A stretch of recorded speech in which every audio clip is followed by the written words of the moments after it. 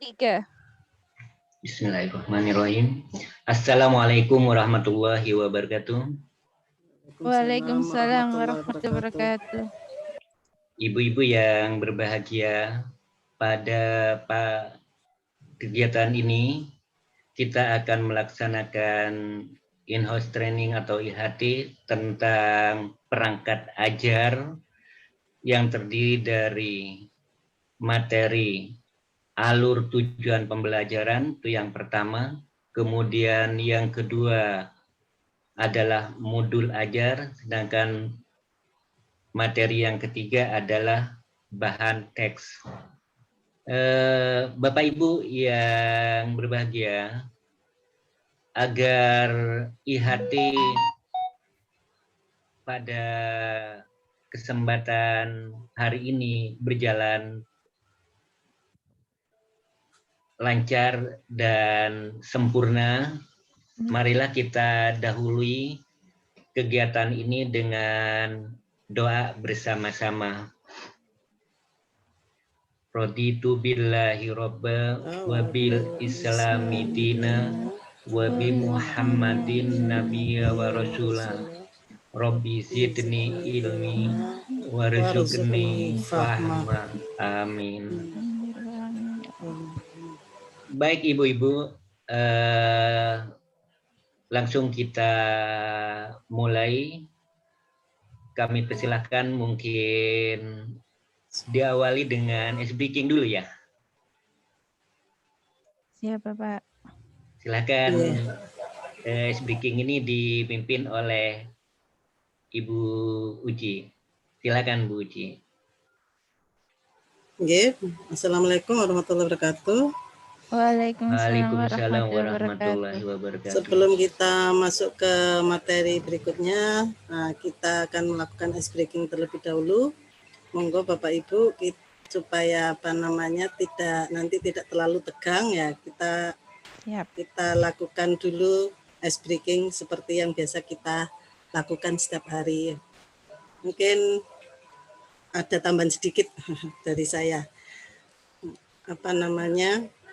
Seperti yang kemarin atau yang tadi pagi kita lakukan, seperti yang tadi kita lakukan, ice breaking ini saya mohon kepada Bapak Ibu untuk meletakkan kelima seperti ini, ke kedua jari ini mepet seperti ini ya Bu ya. Nah, terus kita gerak-gerakkannya seperti yang tadi kita lakukan. 1, 2, 3, 4, 5, 6, 7, 8. Terus setelah itu kita gerakkan ini seperti ini, supaya nanti kita tidak terlalu tegang. Supaya tangannya tidak kram, Bu. Tidak kram, supaya rileks ya. Terus rileks. Supaya nggak terlalu kaku karena banyak yang kita kerjakan. Yap. Terus kita lanjutkan. Ini kita masukkan seperti ini. Kita gerakkan seperti tadi.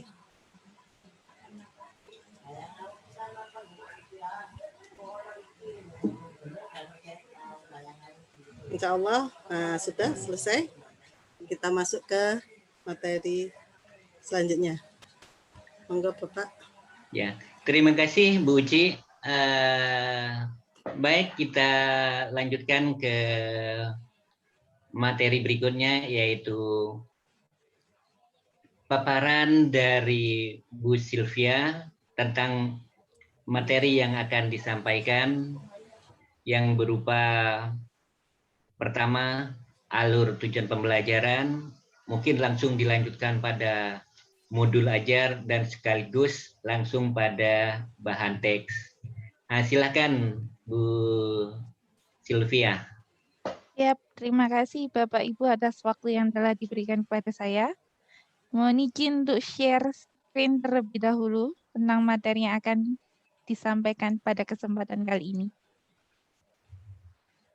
Apakah sudah terlihat di layar Bapak Ibu semua? Sudah Ibu. Insya Allah sudah Ibu. Baik. Untuk materi in-house training kita, IHT kita pada kesempatan kali ini, yaitu kita membahas tentang perangkat ajar. Ada 3 submateri yang akan kita bahas. Pertama yaitu mengenai alur tujuan pembelajaran, kedua modul ajar, dan yang ketiga yaitu tentang bahan teks. Sebelumnya saya ingin mengajak Bapak Ibu semua untuk flashback terlebih dahulu untuk menggali materi kita yang sudah disampaikan di minggu-minggu sebelumnya, yaitu apakah Bapak Ibu masih mengingat tentang profil pelajar Pancasila. Kalau kita belajar atau mempelajari profil pelajar Pancasila, di situ kan ada 6 dimensi.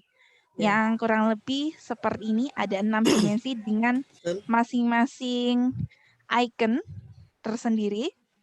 Mulai dari yang pertama, mungkin ada yang tahu yang pertama ini poin tentang apa di profil pelajar Pancasila? Saya, Monggo Bu, mungkin ya, silakan Puji. beriman, bertakwa kepada Tuhan Yang Maha Esa dan berakhlak mulia. Betul sekali.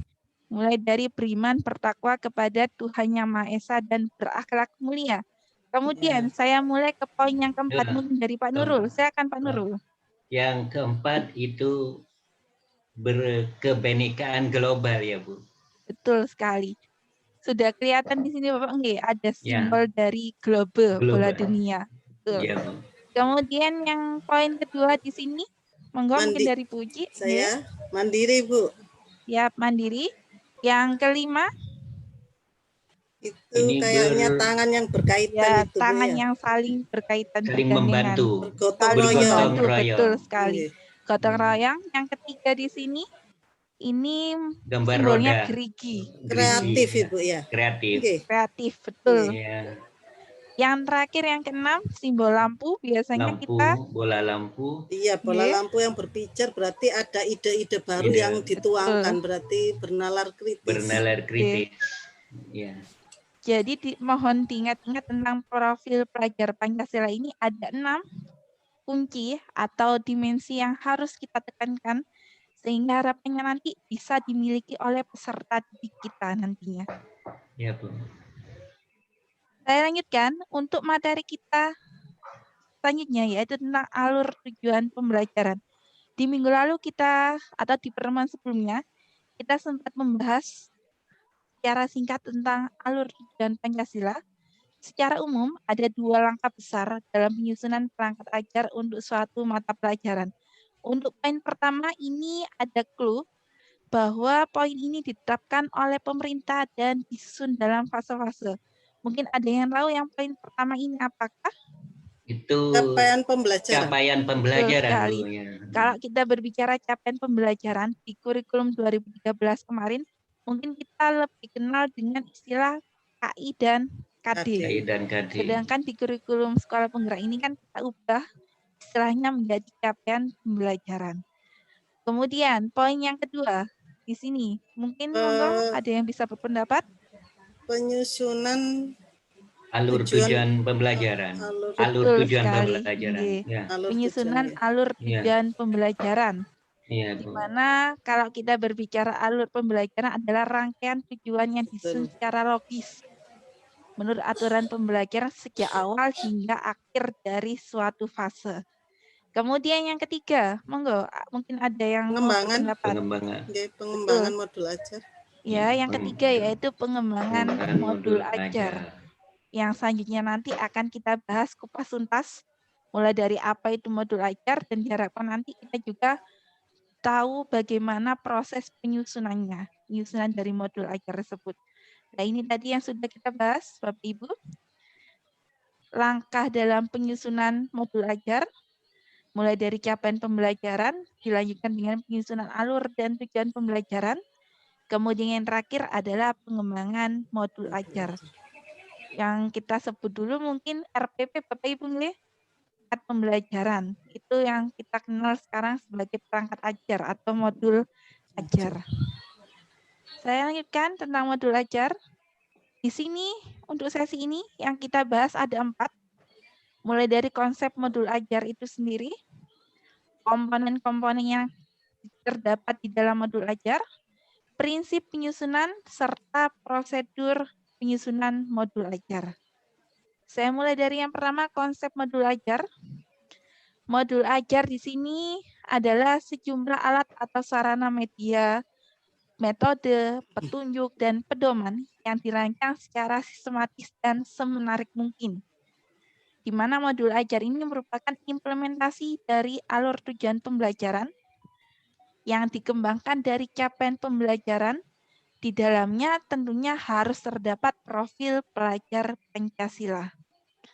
Seperti yang kita tahu, tiap peserta didik itu tercipta secara unik, punya karakteristik tersendiri. Oleh karena itu, modul ajar ini harus disusun sesuai dengan fase atau tahap perkembangan peserta didik, dengan mempertimbangkan apa yang akan dipelajari, sesuai dengan tujuan pembelajaran dan berbasis perkembangan jangka panjang, atau mereka dianggap sebagai pembelajar sepanjang hayat. Di sini guru perlu memahami konsep mengenai modul ajar agar pembelajaran lebih menarik dan bermakna.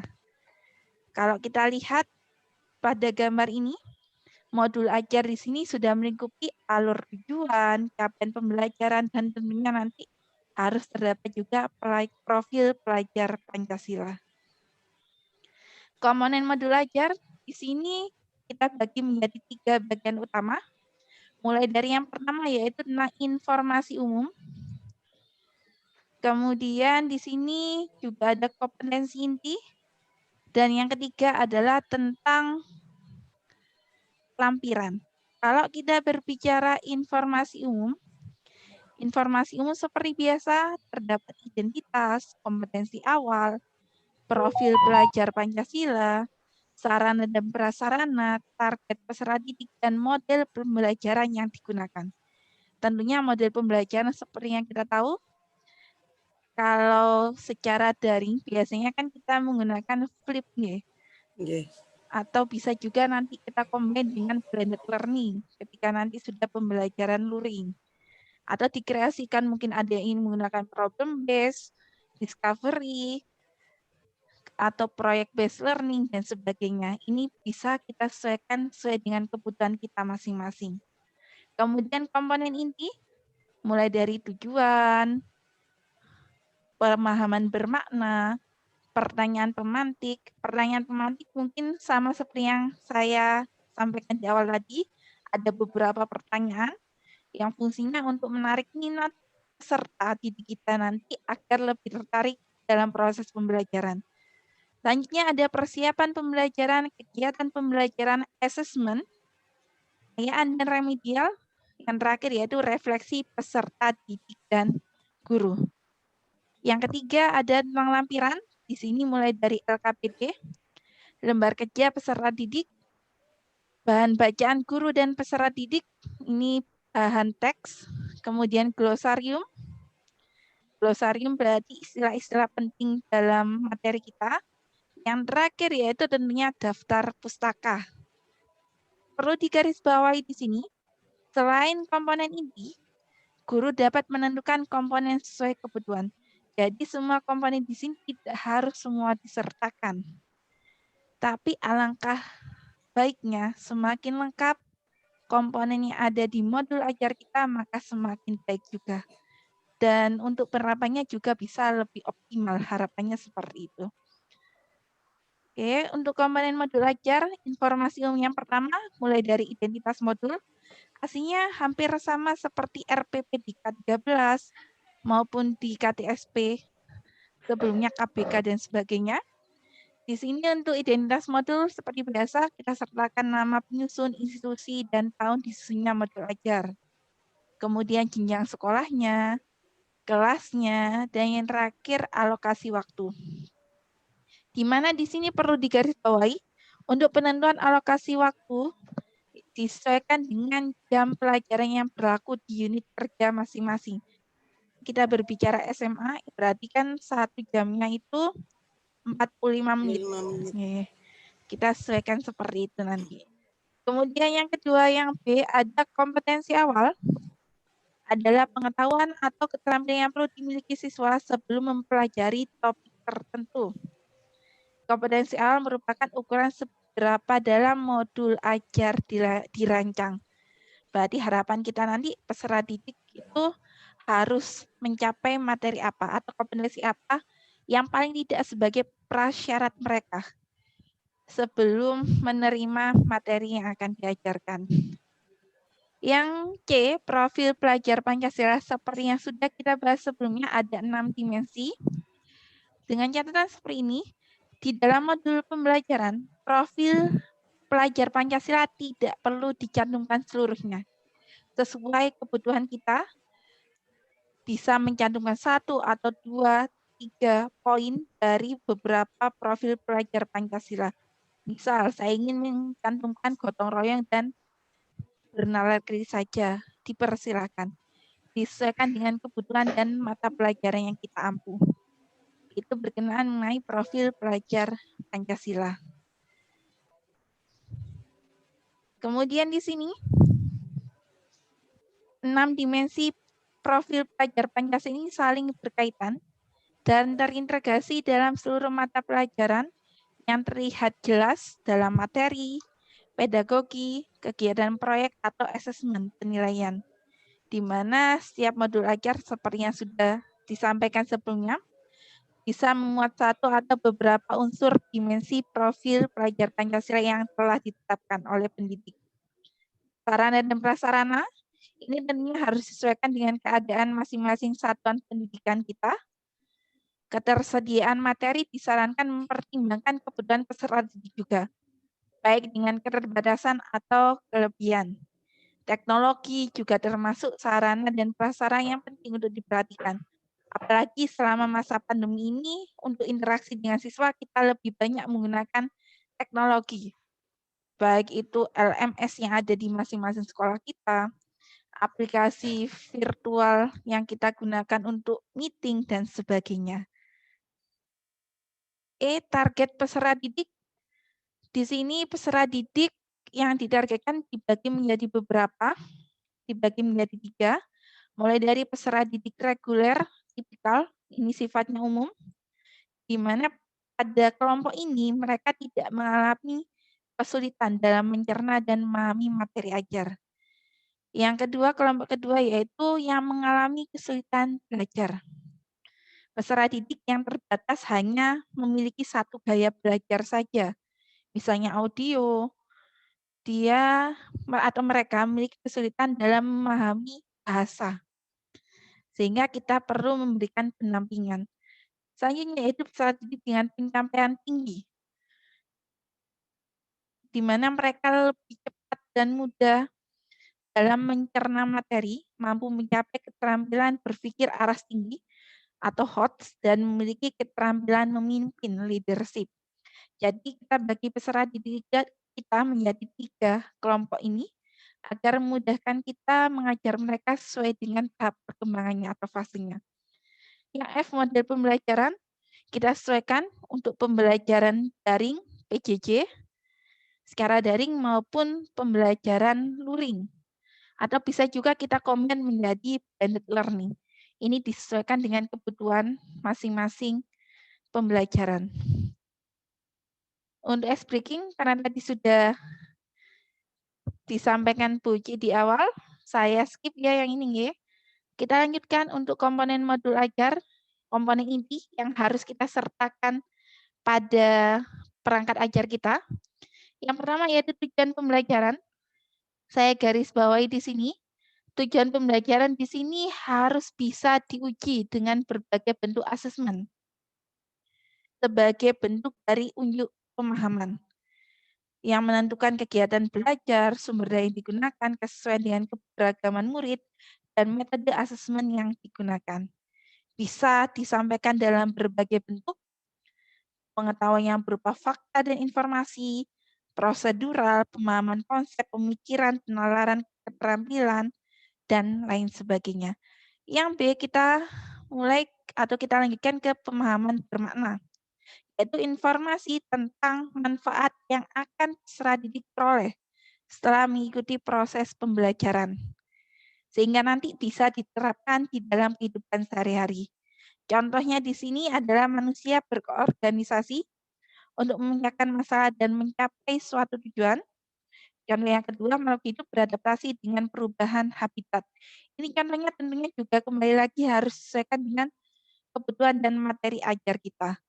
C. Pertanyaan pemantik, ini fungsinya untuk menggali atau menarik minat dari peserta didik kita, sehingga lebih tertarik untuk mengikuti proses pembelajaran. Contohnya, di sini ada pembelajaran menulis cerpen. Guru dapat mendorong pertanyaan sebagai berikut. Apa yang membuat sebuah cerpen menarik untuk dibaca? Jika kamu diminta untuk membuat akhir cerita yang berbeda, apa yang akan kamu usulkan? Atau kita sesuaikan dengan mata pelajaran kita. Yang D, kegiatan pembelajaran. Seperti biasa, kalau sudah masuk kegiatan pembelajaran ini, kita bagi jadi beberapa fase biasanya, yaitu tahap pendahuluan, kegiatan inti, dan penutupan berbasis metode pembelajaran aktif. Di sini juga bisa disesuaikan dengan kebutuhan belajar siswa kita masing-masing, sesuai dengan model pembelajaran yang kita tentukan atau yang kita gunakan. Assessment, di sini assessment kita bagi jadi 3, yaitu assessment sebelum pembelajaran diagnostik, di mana assessment diagnostik ini mungkin dari Bu Ci dan Pak Nurul masih ingat kalau kita berbicara asesmen diagnostik, ada berapa jenis, apa sajakah itu untuk asesmen diagnostik? Ya, silakan. Ada 2, Bu. Dia asesmen diagnostik non-kognitif dan asesmen diagnostik kognitif. Betul, sepakat Bu. Sepakat, betul. Yang kita fungsikan untuk mengetahui seberapa jauh pemahaman awal peserta didik kita, Bu. Nggih. Ya. Kemudian selanjutnya yang kedua yaitu asesmen formatif yang dilaksanakan secara berkala selama proses pembelajaran. Bisa disampaikan macam-macam, mungkin dalam bentuk penilaian diri, penilaian antar Ya. teman, diskusi, Betul. atau mungkin Bapak Ibu punya pengalaman bagaimana penerapan asesmen formatif selama pembelajarannya, mungkin dari Bu Ci atau Pak Nurul, tentang asesmen formatif yang kita berikan secara berkala kepada siswa. Mungkin jenengan punya pengalaman penerapan di dalam kelasnya seperti apa? Monggo, mungkin dari Bu Ci dan Pak Nurul.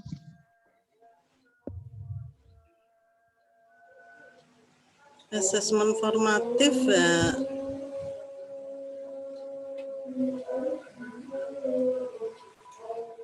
azan, Bu. Iya. Kalau saya biasanya asesmen formatif, ketika anak-anak mungkin sedang berdiskusi, mereka bisa saling menilai bagaimana proses diskusi itu antara satu sama lain, menilai teman yang ada di dalam satu kelompoknya itu sendiri.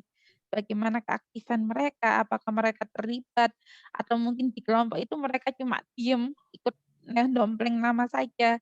Biasanya seperti itu. Yang terakhir di sini kita punya asesmen sumatif di akhir fase atau di akhir proses pembelajaran. Ada 3 asesmen ini yang bisa kita manfaatkan dalam pembelajaran kita nanti. Bentuk asesmen di sini bisa berupa penilaian sikap, performa, tertulis, dengan berbagai variasi atau alternatif pilihan. Tergantung bagaimana keadaan peserta didik kita, dan kita juga lebih cocok dengan alternatif yang mana atau pilihan yang mana, bisa disesuaikan semua di sini. Pengayaan dan remedial tentunya di kurikulum sekolah penggerak ini tetap kita melaksanakan pengayaan dan remedial bagi siswa kita, baik yang sudah mencapai capaian pembelajarannya atau bagi yang kurang kita berikan remedial dengan pendampingan materi atau pembelajaran mengulang bisa juga. Yang ketiga, kita punya komponen lampiran. Yang A mulai dari lembar kerja peserta didik LKPD, ditujukan untuk peserta didik, dan diperbanyak sesuai kebutuhan kita, diberikan kepada peserta didik termasuk peserta didik non-reguler yang punya pencapaian tinggi ataupun yang, mohon maaf, masih kurang dalam mengikuti proses pembelajaran. Yang B, bahan bacaan guru dan peserta didik digunakan sebagai pemantik sebelum kegiatan dimulai, atau kita biasanya punya sebagai bahan ajar, bisa juga, atau handout, modul, bisa seperti itu. Yang C, glosarium adalah kumpulan istilah-istilah dalam suatu bidang atau dalam materi kita. Kita buat kumpulan istilah-istilah penting sehingga nanti ketika siswa mengalami kesulitan memahami istilah bisa mencari di glosarium itu. Yang D, daftar pustaka, sumber referensi yang kita gunakan seperti biasa bisa dari berbagai macam sumber baik buku siswa, majalah, koran, internet, dan sebagainya. Oke, selanjutnya di sini saya ingin bertanya mungkin kepada teman-teman, Bapak Ibu, 7 komponen yang ada di dalam modul ajar tadi ada apa saja kah? Mungkin ada yang ingat komponen yang ada di dalam modul ajar? Kalau kita berbicara komponen, paling tidak modul ajar kan memuat kompetensi inti. Untuk yang lain kan bisa disesuaikan. Mungkin ada yang tahu komponen modul ajar tadi apa saja? Dari Bu C atau Pak Nurul mungkin, monggo. Ya, tentang komponen modul ajar. Di Ada komponen inti. di pertanyaan pemantik, terus Ya, langkah seperti ya, pertanyaan pemantik, terus apa tipe ya? komponen modul ajar rumah komponen inti. Tadi kan ada mulai dari tujuan pembelajaran. Ya, Oke. tujuan Oke, kemudian pembelajaran. setelah tujuan pembelajaran, kita juga punya pemahaman bermakna. Ya, Oke. pemahaman bermakna, terus pertanyaan pemantik, terus apa lagi tadi? Langkah gitu. Oke, kegiatan Kegiatan pembelajaran. pembelajaran, terus Kemudian penilaian asesmen. penilaian atau asesmen, terus lampiran, Oke, glosarium, pengayaan dan remedial. ya, remedial, terus lampiran, glosarium, daftar pustaka, nggih. Iya. Yang terakhir daftar pustaka. Nggih. Aslinya kan ada banyak sekali nggih. Nggih. Di sini kita sebutkan 7, terutama komponen inti itu yang harus ada di modul ajar kita nantinya. Ini prinsip penyusunan modul ajar mulai dari karakteristik, kompetensi, dan minat peserta didik di setiap fase. Karena kita berbicara pembelajaran at the right level, pembelajaran yang disesuaikan dengan level pemahaman mereka. Kemudian yang kedua, perbedaan tingkat pemahaman dan variasi jarak antar tingkat kompetensi yang bisa terjadi di setiap fase. Sudut pandang pembelajar bahwa setiap peserta didik itu unik. Ini yang harus kita tekankan juga. Yang selanjutnya yaitu bahwa belajar harus berimbang antara intelektual, sosial, personal, dan semua hal saling berhubungan. Yang terakhir yaitu tingkat kematangan setiap peserta didik tergantung dari tahap perkembangan yang dilaluinya. Di sini merupakan dampak dari pengalaman sebelumnya. Oleh karena itu, belajar berdasarkan pengalaman itu adalah sesuatu yang penting yang bisa kita terapkan juga terhadap peserta didik kita.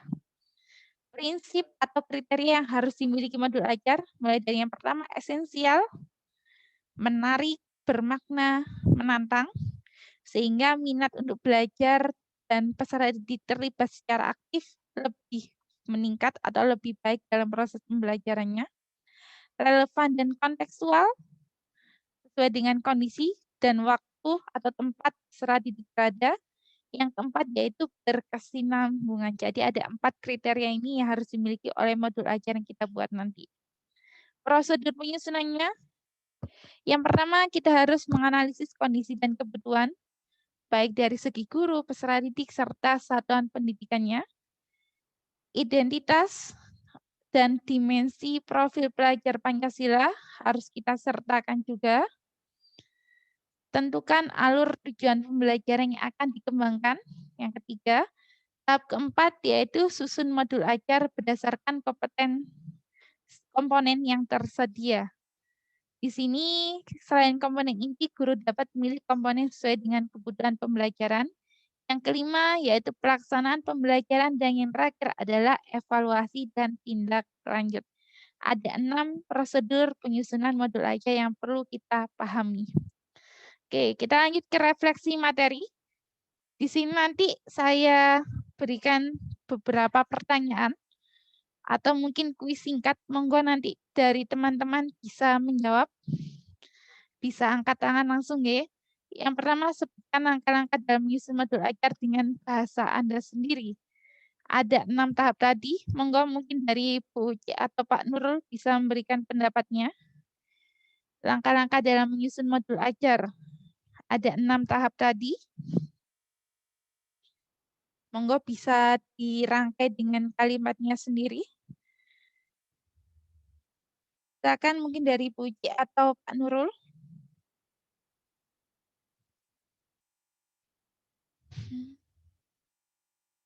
Monggo. Kalau berbicara modul ajar, yang pertama perlu kita tekankan, yaitu kita analisis dulu nggih. Analisis baik dari kebutuhan guru, peserta didik, maupun satuan pendidikan. Itu tahap yang pertama. Kemudian yang kedua tadi, kita tentukan profil atau dimensi profil belajar Pancasila yang akan kita gunakan. Kemudian selanjutnya mungkin bisa ditambahkan dari Bu Uci dan Pak Nurul. Monggo. Profil pemuda prasarana. Nggih, bisa juga, Bu. Sarana prasarana. Sarana prasarana, Terus nggih. kompetensi awal. Nggih. Kemudian kita juga tentukan alur tujuan, nggih. Alur tujuan pembelajaran, alur dan tujuan ya, pembelajaran. yang akan dikembangkan.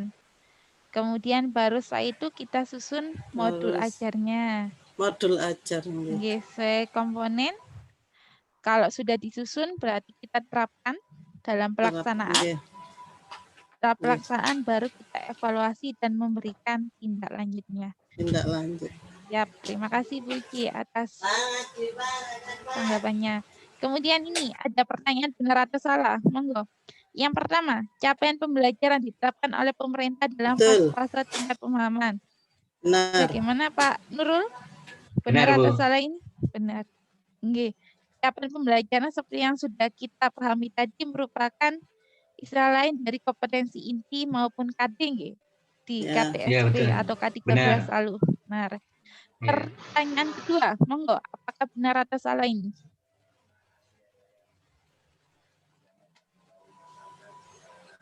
Harus disertakan seluruhnya dalam modul ajar.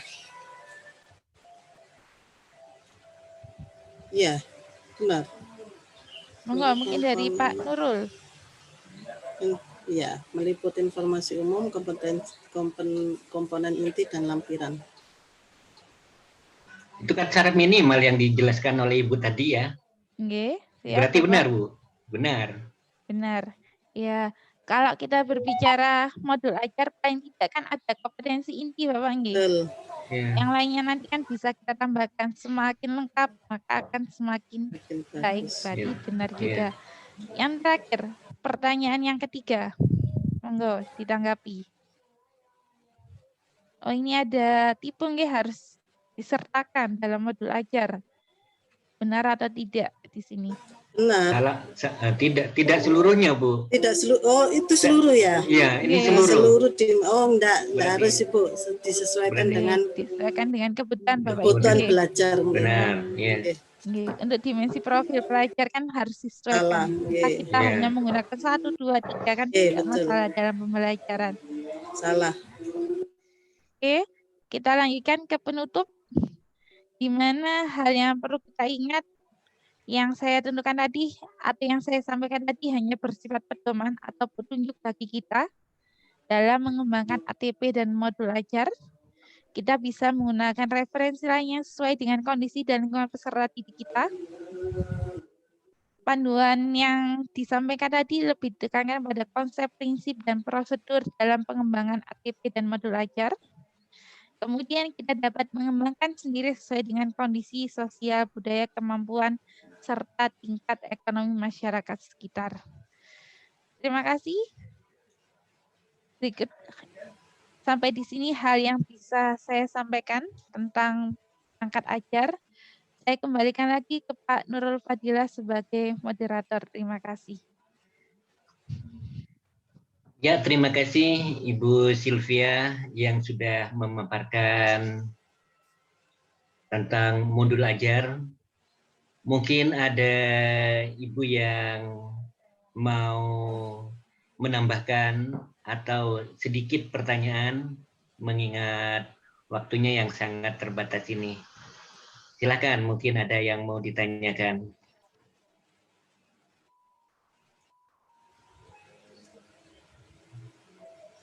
Saya kira tidak ada. Mungkin saya tanya. Silakan Bu Monggo, Uci. buat Iya. diskusi kita juga. Iya. Pada komponen modul ajar itu kan ada tadi disebutkan ada informasi umum, komponen inti, dan juga lampiran. Pada informasi umum itu ada kompetensi awal kalau nggak salah, Ibu. Terus di komponen inti itu ada pertanyaan pemantik. Nah, ini yang saya agak bingung, ini antara bagaimana membedakan antara kompetensi awal dengan pertanyaan pemantik. Saya rasa kan hampir sama, kompetensi awal dengan pertanyaan pemantik. Betul. Nah, itu aja yang bisa saya tanyakan.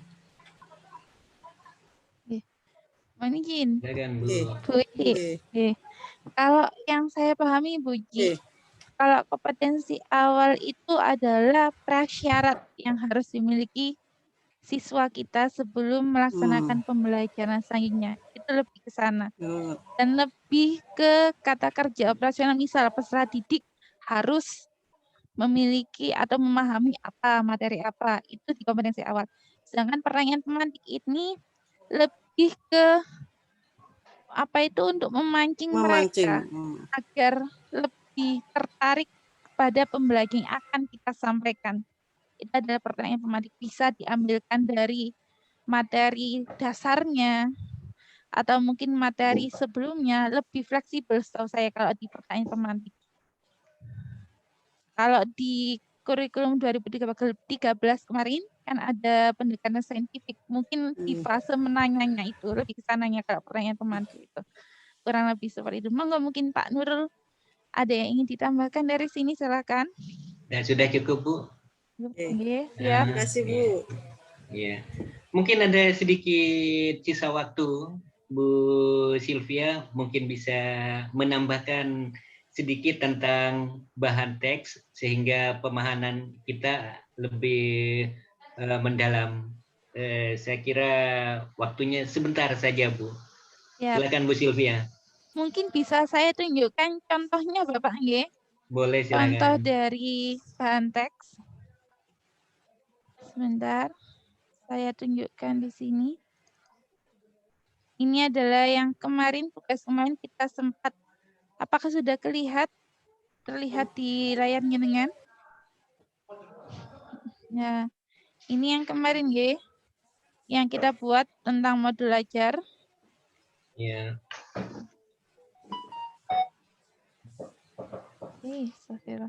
Langsung saya bukakan di bahan teks Bapak Ibu nggih, mohon izin sebentar. Kalau ini kan mulai masuk pengayaan, remedial, refleksi untuk guru dan siswa, LKPD di lampiran. Kemudian ini bahan teks atau bahan bacaan. Ini kalau dulu kita nyebutnya mungkin handout Bapak. Bahan teks ini. Handout mengenai materi yang akan kita ajarkan. Aslinya bisa juga menggunakan buku teks atau buku paket. Kalau kita sering menyebutnya ke anak-anak, bisa menggunakan itu.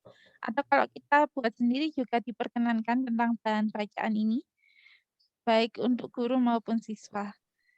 Kurang lebih seperti ini tampilan dari contoh bahan bacaan yang kemarin sempat saya buat. Contohnya kurang lebih seperti ini. lebih lengkap kita sertakan dengan glosarium dan daftar pustaka. Kurang lebih seperti ini. Ya, Terima kasih Bapak. ya, terima kasih Bu atas apa yang sudah dipaparkan. Siap. Semoga apa yang sudah disampaikan oleh Ibu Sylvia tadi dan pertanyaan yang cukup bagus dari Ibu Ci dijelaskan secara gamblang oleh Ibu Sylvia dan juga secara umum. Semoga apa yang dipaparkan oleh Ibu Sylvia ini menambah khazanah ilmu kita di dalam melaksanakan pembelajaran nantinya. Nah, sehingga untuk kegiatan IHT tentang bahan ajar ini saya kira cukup sekian. Semoga bermanfaat bagi kita semuanya sehingga nanti ke depan anak didik kita akan memperoleh pelayanan yang maksimal. Sehingga ilmu yang kita peroleh ini bisa bermanfaat. Baiklah kita tutup pertemuan kali ini dengan doa kafaratul majlis. Subhanakallahumma wa bihamdika asyhadu an la ilaha illa anta astaghfiruka wa atubu ilaik. Dari saya cukup sekian. Saya akhiri. Assalamualaikum warahmatullahi wabarakatuh. Waalaikumsalam Waalaikumsalam warahmatullahi warahmatullahi wabarakatuh. wabarakatuh.